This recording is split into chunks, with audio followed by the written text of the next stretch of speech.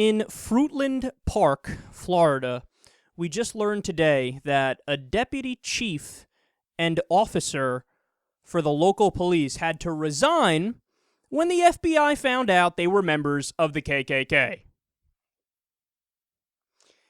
KKK people were officers. They were officers.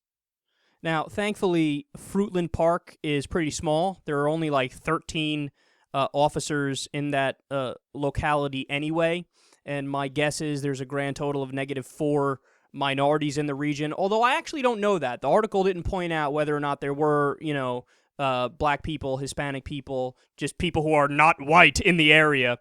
But either way, man, this is really, really fucked up. And people wonder, like, oh, man, there's no more racism. Why don't black people just get their shit together? Well, I don't know, man. Maybe in the fact that there are still some places where KKK are police officers has something to do with it. Now, obviously, the picture is much more complicated than that. We can dive into all the nuance and all the details. But I don't want to spend another hour talking about that. You can go look at the YouTube archive where we've talked about that endlessly before. So I'm going to give you some more information on this here. The names of the police officers who were in the KKK: David Borst and George Hunnewell. And unfortunately, this wasn't unexpected, because earlier in the year, a KKK member bragged to a local news outlet in that region that they have members that are, quote, police officers, paramedics, judges, they're everywhere. That's quite ominous. I don't know how you would feel if there was, somebody got hurt and they're not white and the paramedic treating you is in the KKK. Yeah, that would appear to be something that a KKK member should not do. Not that they should really even exist anymore, but certainly nothing that involves looking after other people. Judges, same thing. Oh, man, guaranteed to have a bias in the system. And to be clear, the paramedics and the judges that were mentioned, they have not been fired. We don't even know who they are.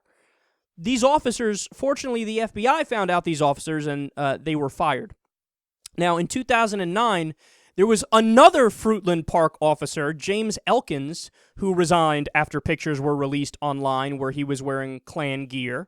So this is the third Klan member that was a police officer in this area. But isn't it wild to think about the fact that in 2014 this is still going on? And these aren't nothing positions. Again, granted, it's a small place, but they're police officers who are overtly white supremacist.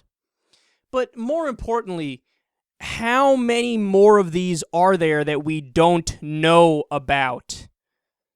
That should scare everybody in the country. Every rational person who gives a shit about justice and equality under the law should be petrified at the idea of more neo-Nazis or white supremacists who have worked their way into the law enforcement system across the U.S. Understand something, this is Florida, okay? Florida, there are many parts of Florida that are totally rural, and it's like you're in Mississippi, right? But overall, it can go blue or red, the state. So it has more modern liberal areas and more rural conservative areas. But the rest of the country, I mean, think about what's it like in Oklahoma? What's it like in Mississippi and Alabama? What's it like in Kentucky and Nebraska? Not to pick on those states, not to pick on those places, but I guarantee you there's some people in those places who have positions of power that aren't too fond of people who aren't white. And look, again, it gets into the bigger conversation. When you read stuff like this, you begin to understand why black people and white people use drugs at the same rate, but black people are arrested 4 times more often. Because it becomes this giant system of confirmation bias, where the cops are specifically policing certain areas and not policing other areas. I've told this story on air before, but I grew up in New Rochelle, New York, and it's an area, we have everything, okay? All types of people, multicultural, multi-religious. And what would happen is the north end of New Rochelle is higher income, right? And there would be more white families over there, Jewish families, white families, and just Catholics, so just a whole mix, right? And then on the south end of New Rochelle, there's more minority groups, white groups and minority groups, right? And me growing up in the public school system, we always went to school in a multicultural environment, and it was just normal to everybody who went there, and we never thought anything of it. We would think it's weird to not have a multicultural environment. But take it from somebody who's been to parties on both ends of New Rochelle, both on the south end and in the north end. In the north end, we would literally be able to do keg stands on the front lawn of one of our friends. There could be hundreds of people having an extremely loud party with music and people getting blown. And next door to this place where we would party, a judge lived there. A judge lived there.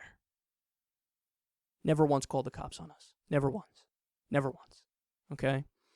Now, on the flip side, when I would party on the south end, immediately there would be cops patrolling. You could be smoking weed on your front porch, not bothering anybody. Okay? The cops would see you, sirens on, pull them over. It's like the Family Guy skit. Officer down, boom, whenever it's somebody who's African-American. Officer down. Like, just immediately, they're seeking out, it's confirmation bias. They're seeking out people who are peacefully doing something like smoking marijuana or minding their business in the south end, but in the north end, you could smoke weed, you could do keg stands, you could be loud. Nobody ever comes. No cops ever drive by. Always patrolling the south end, never patrolling the north end. Not because there's nothing going on in the north end. There is. A lot of rowdy-ass white kids from upper-middle-class families, right? But they don't care about them. They don't care. They're only policing the South End. And it's the same mindset that we see here. The mindset is if you have people who are in the KKK that are police officers, who are they going to go after? I wonder. Is it going to be a white dude that commits a crime or a black dude who maybe isn't even committing a crime? You know the answer.